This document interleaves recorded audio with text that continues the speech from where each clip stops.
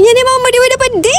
Meron nga ako ditong giniling na kamuting kahoy at buko na nilagyan ng sugar daddy. At para mas masarap may flavor ating buko, nilagyan ko ito ng bebe ko flavor. At liluto ko nga ito para mag-reduce naman ang kanyang water. Yes, ito kasi ang gagawin kong palaman sa ating gagawing puto balanghoy. At para mabalance ang lasa, kailangan natin ng cheese. Napipisilo na akong magkahamis-hamis mga itong buko na ito. And here we go sa next chapter mga madiwid na pandi sa pag-assemble. Siyempre, of course, we need bagul. Dito nga sa Bicol namin, ang tawag namin dyan is bagul. In Manila term, it's bao. Nasa first layer ang giniling na kamuteng kahoy. Next layer mga madiwid na pandi ang ating buko ubi flavor. And for your information, huwag mo kong i-bash dyan kasi first time ko lang gumawa nito. Nanood lang ako sa YouTube University ng step-by-step process. Ito na ang actual performance ni Madevo. Linaw na lang inda ko sa nabaga kung ano kainang kahinatnan. Sunod ko naman nilagay dyan ang cheese. And the last layer mga madiwid na pandi ang giniling na kamuteng kahoy. At dapat pala hindi siya dinidiinan ng kutsara. O taano pa man nahiling ko baga una salang na iniuduban sa lutuan.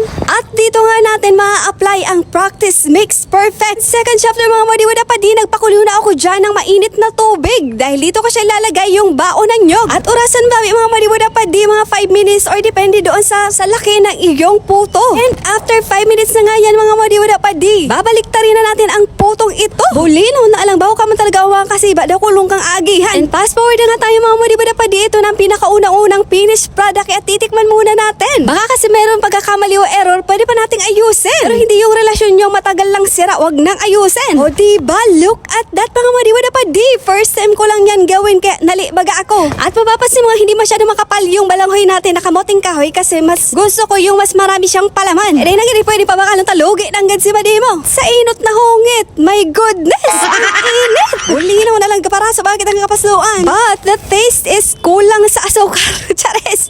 Kulang sa sweetness. At ito na nga ang pangalawang salang natin mga madiwid na pandi, lagyan ko na ng asukal yung ating palaman. Yung kamuting kahoy kasi mismo wala siyang lasa as in matabang. Ang magsisilbing sweetness niya is yung palaman. This is it mga madiwid na pandi. Ito na ang ating finished product na puto balanghoy ubi flavor. Naakala ko sa una mahirap siyang gawin. Pero mahirap pala talaga. Bulino na lang. Hindi na ako magtataka kung bakit price na rin ang presyo ay niyo. Ang proseso kasi ng paggawa niya talaga naman mauubusan ka ng pasensya, charis. At makikita mo naman na sobra charis. Over na lang nga ni. Over sa palaman ng ating puto balanghoy. Again and again. First time ko lang itong gawin kaya I'm so proud of myself kasi meron na naman akong new skills na tatagpuan sa aking sarili. Kaya kung ikaw madipad may bigtatago ka mo dyan na ability, talent sa imong buhay. Palawasan na ang takong paparatagoon mo yan, malalapa lamang an. At kung tatanungin mo ang lasa mga madiwid na pandi, talaga naman hindi ako mapapahiya sa recipe na ito. Ang sarap niya talaga.